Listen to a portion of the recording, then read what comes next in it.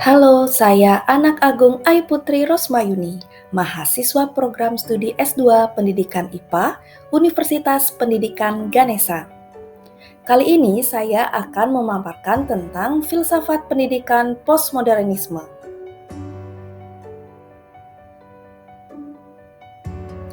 Postmodernisme merupakan suatu ide baru pengembangan dari suatu ide sebelumnya yang telah ada, yaitu modernisme, yang dimaksudkan untuk memberikan kritik terhadap paham modernisme. Para pemikir postmodernisme membuat suatu gagasan baru, yaitu yang melakukan suatu dekonstruksi terhadap berbagai bidang ilmu pengetahuan sebagai bentuk upaya membuat atau menciptakan suatu paradigma baru. Aliran pemahaman ini menganggap bahwa tidak ada kebenaran universal yang valid untuk setiap orang, sebab individu terkunci dalam perspektif terbatas oleh ras, gender, dan grup etnis masing-masing.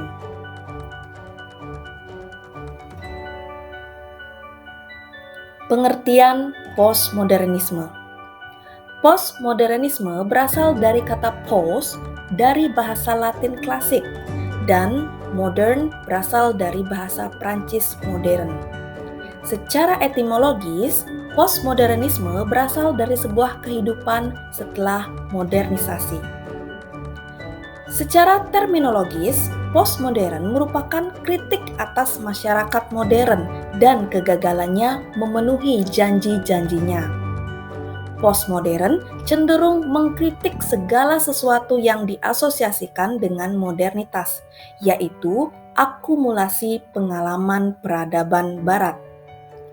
Postmodernisme merupakan aliran pemikiran yang menjadi paradigma baru sebagai antitesis dari modernisme yang dianggap gagal dan tidak lagi relevan dengan perkembangan zaman.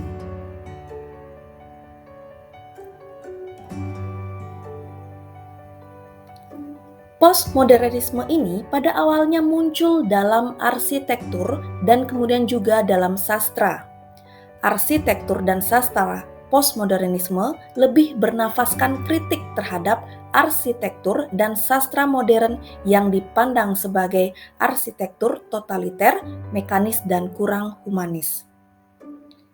Pemikiran postmodernisme ini mulai mempengaruhi berbagai bidang kehidupan, termasuk dalam bidang filsafat, ilmu pengetahuan, dan sosiologi. Postmodernisme ini akhirnya menjadi kritik kebudayaan atas modernitas. Apa yang dibanggakan oleh pikiran modern sekarang dikutuk, dan apa yang dahulu dipandang rendah sekarang justru dihargai. Dipandang dari segi filsafat, postmodernisme pertama kali muncul di Prancis sekitar tahun 1970-an ketika Jean-François Lyotard menulis pemikirannya tentang kondisi legitimasi era postmodernisme di mana narasi-narasi besar dunia modern seperti rasionalisme, kapitalisme, dan komunisme tidak lagi dapat dipertahankan.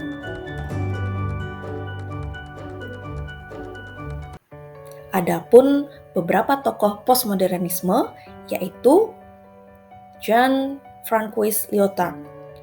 Menurut beliau, postmodernisme tidak mengenal narasi besar atau narasi kecil.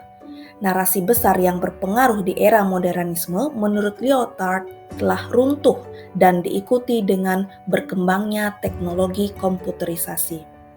Lyotard meyakini bahwa kebenaran di era postmodernisme tidak lagi bersifat mutlak. Tokoh yang kedua adalah Michel Foucault. Menurut beliau, pengetahuan tidak bersifat transendental, metafisis, dan universal, tetapi pengetahuan lebih bersifat khas atau pasti untuk setiap waktu dan tempat. Pengetahuan tidak dapat menangkap karakter objektif di dunia, tetapi selalu mengambil dari perspektif dunia. Pengetahuan tidak dapat dilihat sebagai pemahaman yang murni dan netral, tetapi terikat dengan rezim penguasa. Tokoh yang ketiga yaitu Jacques Derrida. Derrida mencetuskan sebuah pemikiran baru terhadap postmodernisme, yaitu suatu konsep dekonstruksi yang mencoba untuk memberikan suatu gagasan baru terhadap teori yang dianggap sangat kaku dan kebenarannya tidak dapat dibantah.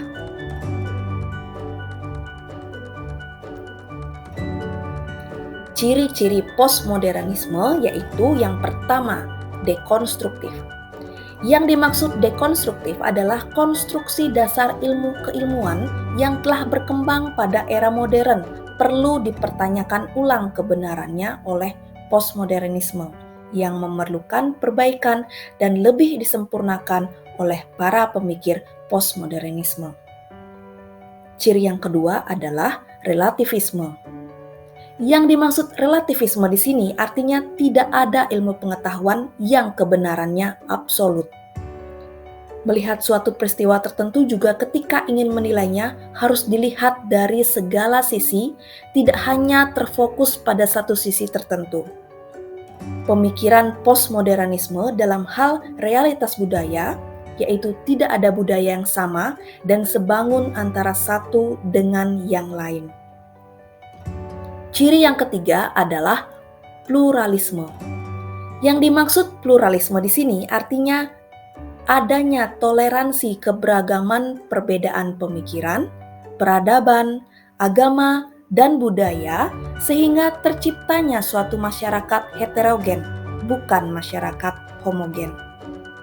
Keanekaragaman budaya, agama, ras, ekonomi dalam suatu masyarakat harus saling bertoleransi antara satu dengan lainnya tanpa saling menjatuhkan atau bahkan sampai menimbulkan masalah baru yang menyebabkan perpecahan dalam masyarakat.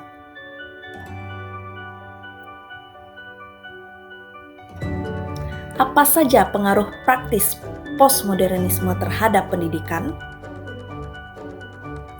Menurut postmodernisme, pendidikan seharusnya tidak hanya dibebankan pada sekolah saja, namun harus disebarkan melalui kerja-kerja. Sejalan dengan postmodernisme yang mengusung tema pluralitas, heterogenitas, serta diferensiasi.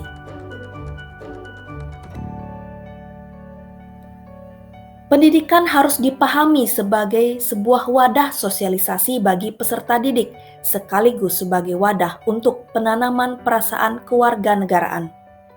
Pendidikan harus mengarah kepada apa yang dianggap benar oleh masyarakat di mana peserta didik hidup agar mereka dapat berperan sebagai warga dalam masyarakat tersebut. Peserta didik harus dibantu untuk menemukan pijakan dasar bagi kehidupannya.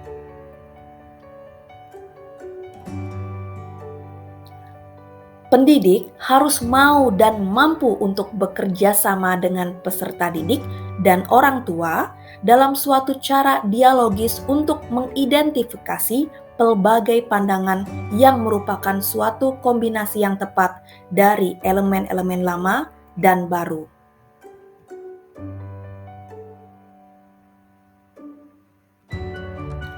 Kehadiran postmodernisme memberikan ruang bagi setiap individu memiliki makna-makna tersendiri sesuai dengan hakikatnya dan diberikan kebebasan untuk melakukan sesuatu sesuai hakikatnya pula.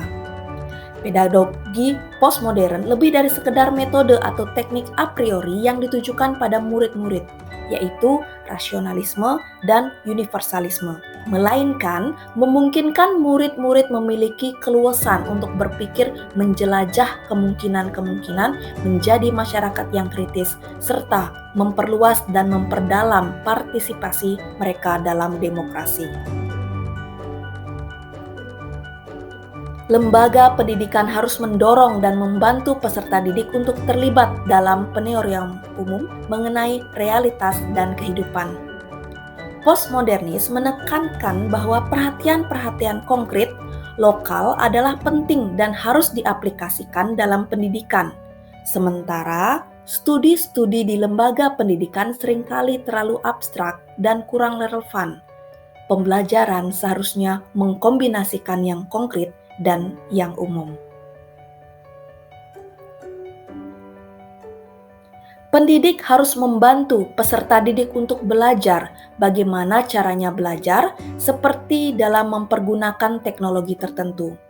Satu keuntungan dari cara ini adalah peserta didik secara lebih aktif terlibat dalam menentukan apa yang mereka pelajari dan mengapa harus dipelajari, serta mampu untuk memberikan ekspresi bagi kepentingan-kepentingan dan kebutuhan-kebutuhan khususnya.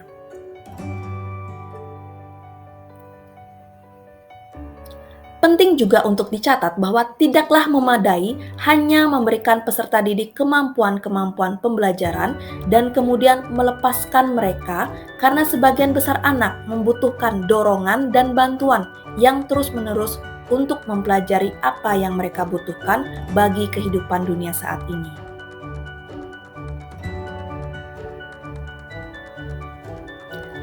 Kelebihan postmodernisme yaitu yang pertama, cara pandang postmodernisme bisa mengubah kita menjadi tanggap oleh wacana besar yang positif, dan juga prinsip etika yang positif bisa dipakai dan diputar untuk menjerat manusia. Manusia mempunyai martabat yang harus dijunjung tinggi, seperti kebebasan merupakan nilai yang tinggi. Postmodernisme turut menyadarkan kita akan segala sesuatu yang harus diselidiki, supaya tidak hanya mendengarkan suara diri kita saja, tapi mewajibkan suara dari orang lain. Postmodernisme memiliki segi positif, yaitu keterbukaan untuk saling menghargai, terbukanya bentuk kebinekaan dalam masyarakat dominan agama, adanya perlawanan monopoli, kelompok atau ideologi tertentu sehingga menguntungkan bentuk pemerintahan. Adapun kelemahan dari postmodernisme yaitu postmodernisme sangat semangat dan gigih untuk memperkenalkan narasi-narasi kecil. Kenyataannya tidak sesuai akan banyaknya narasi yang mengandung banyak keburukan. Postmodernisme tidak membeda-bedakan ideologi hanya di satu pihak, dan prinsip-prinsip global etika terbuka juga pada pihak yang lain. Mereka menutup perbedaan yang prinsipil itu dengan istilah-istilah cerita besar. Pendekatan ideologis mempermudah akan hal itu, bukan prinsip-prinsip dasar yang terbuka, sangat bertentangan dengan martabat manusia sebagai makhluk yang secara sadar akan baik ataupun buruk yang mampu untuk bertanggung jawab dalam arti ideologi tertutup. Postmodernisme menuntut untuk cerita-cerita besar disingkirkan demi cerita yang kecil.